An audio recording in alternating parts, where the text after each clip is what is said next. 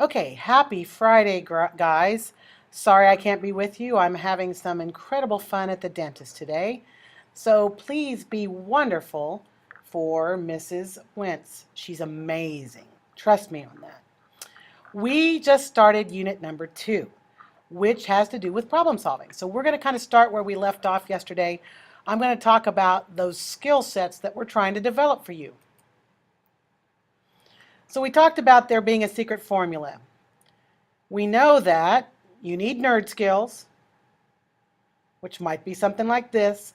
Don't be afraid to be original. And you need cool kid skills. And if we take those things, that nerd, that ability to handle all technical things, and add that confidence and some great communication skills, we get the super nerd. And that's where I'd like to take you. That's a process. It's not going to happen for you overnight. So hang on, that's where we're going. So what are those exactly? What are nerd geek skills that we all need or should have? Because that's what we're actually aspiring to, as well as keeping our own identity. That's kind of it. Well, so let's talk about some language stuff we have to be familiar with. First, we want you to be that go-to guy or gal for any kind of equipment. If it's out there, can you solve it? Can you work it? Can you make it work? Because that's what we want you to be able to do. Can you out-nerd your friends and family? Oh yeah, out-nerd. It's a good thing. And it's all about learning how to work the equipment and troubleshooting your problems. You see, when you learn how to work your equipment, you are going to be more confident. You're going to be able to work smarter. You're going to be able to use this to make yourself more successful in school, in life, in your future job. Are you ready to embrace your inner nerd? I sure hope so, because if you're not, you might be in the wrong spot. What do we do if things don't work? Seriously, we call this troubleshooting. Now the thing is, it really frustrates people in general. I find that there's some really standard go-to steps that you should always try. Number 1, restart. Truly one of the most basic troubleshooting steps of all. People seldom do it. Restart. Start again. When you restart your computer, it sets everything back to default. And literally, it sometimes will fix those bugs, those things that are going wrong. How do you force quit? Well, on your laptop, if things are frozen, you hold your starter button down, and you hold it down until your computer completely shuts down. That is how you force quit something. Other things to do? Well, when it comes to other equipment, everything has a solution, and we're going to talk about that too. First, who has your own camera? Do you have a smartphone with a camera? If you do, I would bet it's probably a much better camera than perhaps what your separate camera is. Here's what I want you to think about. What camera do I have access to? Do I have a smartphone? And if not, would I have a camera that I would have access to? Mrs. Dink has 3 or 4 cameras that you could use, but I want you to use your own camera for what we're going to do. Why? We need to learn how to operate the equipment we already have. And that, folks, is the beginning. How do we work what we already have? So let's learn some language, right? Extensions. Remember that extensions are those things that identify content. Remember when we learned about the extensions for domains, .org, .mil, .edu, etc.? Those extensions identified those things. These extensions are going to identify files or types of files that we might see.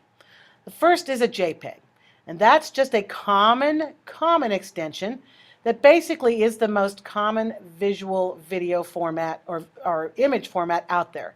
And guys, it's cross-platform, meaning a JPEG can be viewed and seen on both a PC or a Mac, and that's a standard thing. So that's what a JPEG is. And of course, there's some history to it, and it's something that we use on the World Wide Web. A GIF, that's how you pronounce it, just like the peanut butter, with a hard G, right? It stands for Graphics Interchange Format. And it's basically a bitmap image. And a bitmap is anything that's composed of small parts that go together. It's actually been around for a long time, since 1987. It doesn't even have very strong content. But here's what you do need to know. Anything that you put on the web as far as something that's visual, like a picture, we actually want the visual content to be depleted, meaning we do not want great, strong resolution because it takes longer to load. Most pictures that you see on the internet have been stripped somewhat of their quality. The higher the quality we want for printing on paper. So if you want a beautiful picture like when Mr. Richardson prints something for National Geographic, that's going to have 300 DPI, digital pixels per inch, or higher. Anything on the web, we're going to reduce the pixel rate because it takes longer to load those really complex, beautiful images. We're learning more and more about how to build websites so that we can have better quality of images. But if you ever noticed how this happens, you download a picture from the internet or you take a screenshot of it on your desktop, and then you make your background into that picture and it pixelates and you're going, oh, that's ugly now. That's what it is, because the web has degraded that image enough and then you stretched it by making it bigger. Those are common things that happen.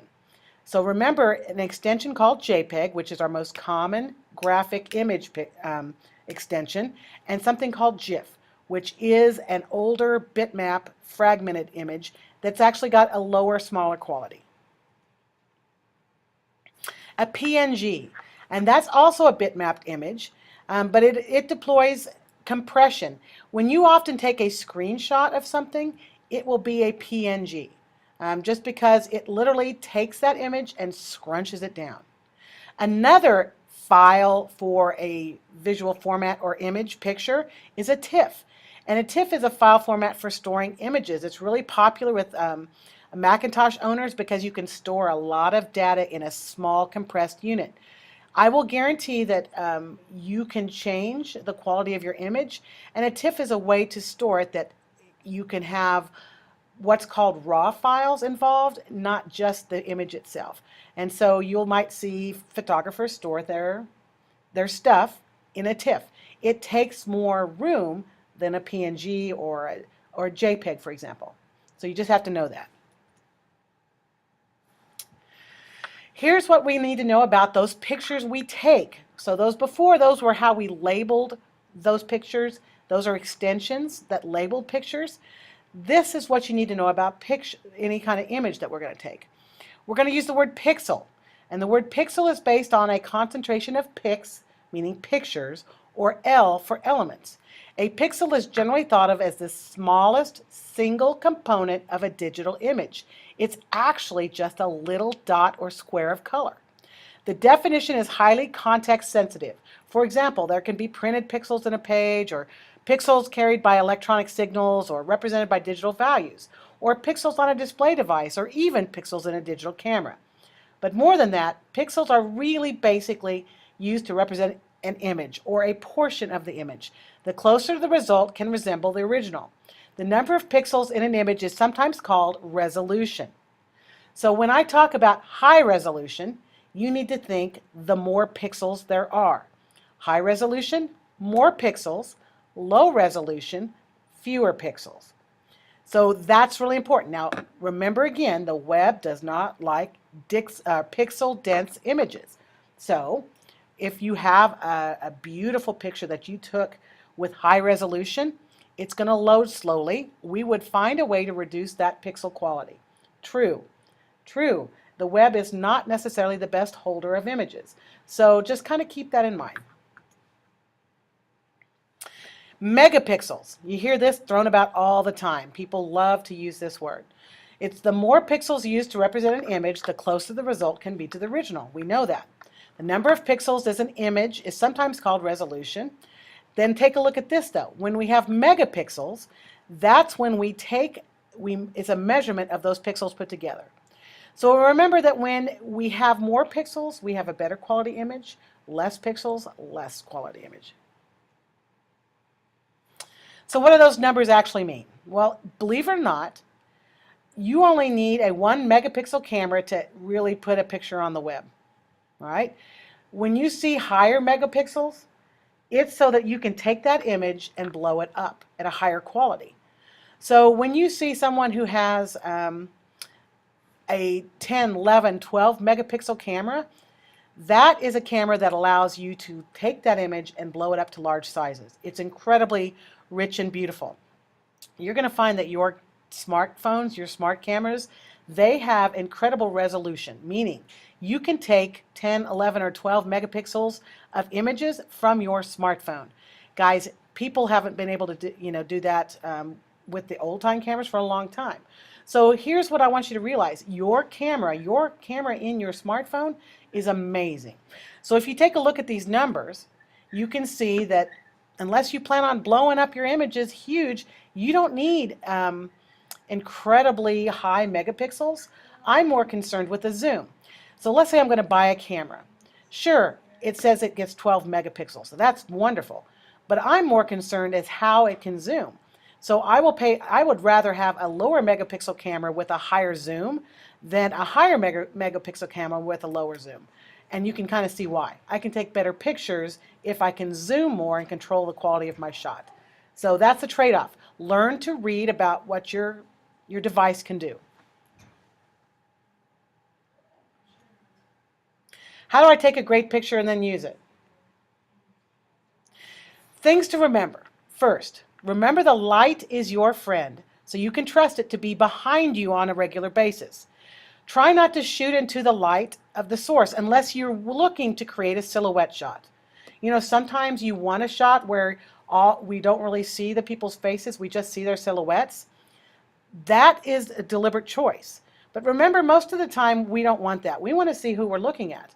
It's always good to find your light source, see where it's coming from, the angle it's coming from, and put your back to it and whatever you're shooting in front of you. That's a great rule of third, or something to remember. Rule of thumb. Remember something called the rule of thirds. Now, I'm going to try to explain this better in a video, but the rule of thirds is how you think of what your picture is and what you're targeting in your picture. You should have a subject, a focal point subject, that you are trying to take a picture of. Where you place that subject is critical for rule of thirds. So think about your computer screen as a big square, right? Take and draw two lines from top to bottom from their center, 2 lines across from horizontal. And you see that kind of grid? Rule of thirds is when you place your subject matter in the points of those grid. And I'm going to try to help remind you or show you some of that later whenever I'm back, okay? Keep your background in mind. Sometimes we're so busy looking at our target, our subject matter, we forget to look what's behind it. As a photographer, you have to see the whole picture. You have to think about what you're framing. That's the outside of your shot.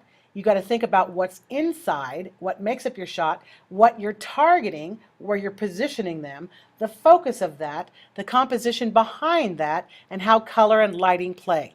It is not as easy as you think. It's all about awareness and thinking. Think about angles and perspectives. I like you to try different angles. Sometimes shooting something from a different perspective makes us see that object in a whole new light. And that's what it's about. So shooting from angles and perspectives has to do with whatever you're trying to take a picture of, making sure that you have an unusual perception of that thing. Don't move the thing, don't move yourself, the perspective on the thing.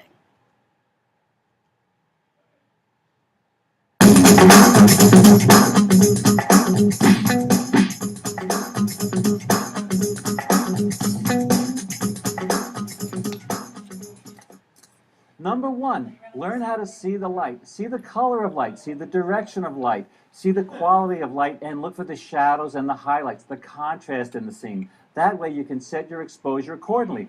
I have my Digital Rebel XTI set on the AV mode, and I'm going to use my exposure compensation feature to open up a third of a stop so I can see into the shadows. So remember, learn how to see the light.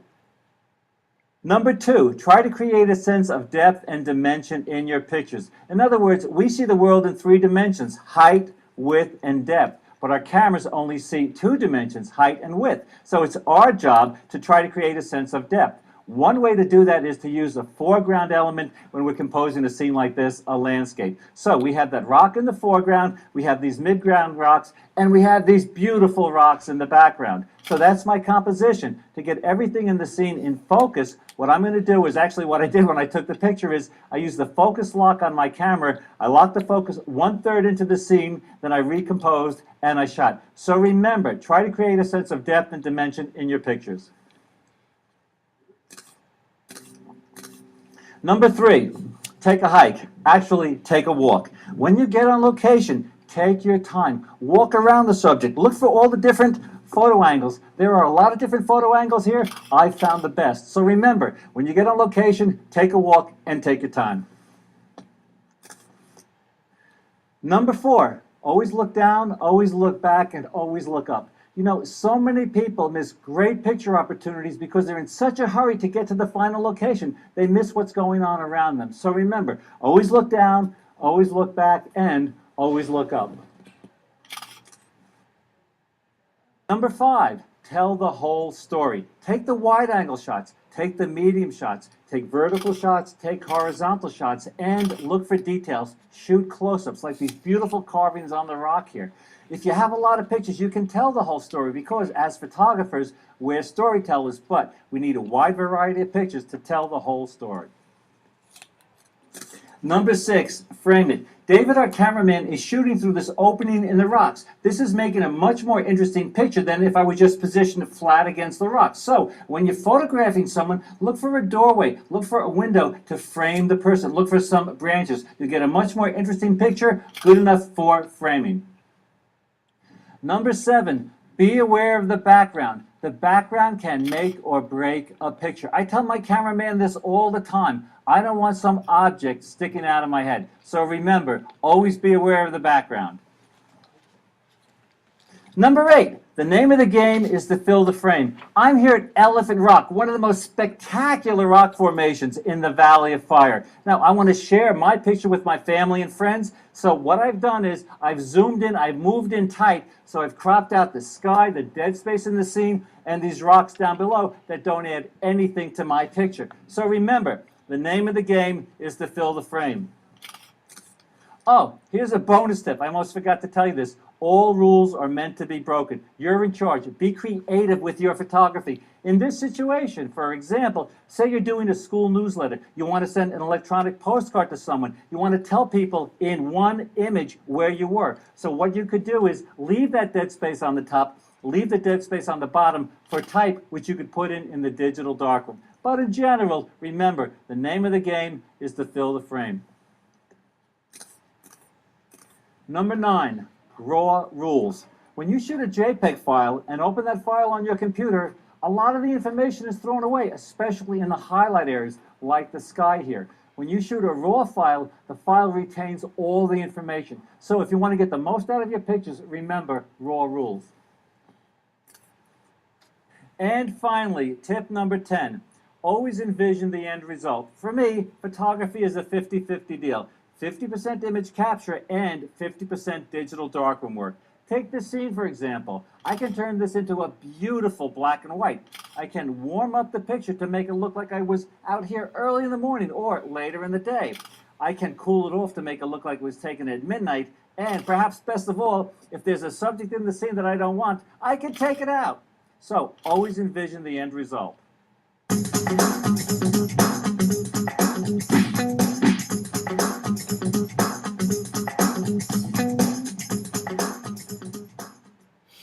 Okay, as you can tell, we're going to talk about taking great pictures. Now, when I get back Monday, guys, we're going to do some great stuff. So starting next week, and I can't guarantee we're going to go out Monday, we're going to be taking some pictures and we're going to be outside. I want you to bring a camera if you have them. If it's in your phone, awesome.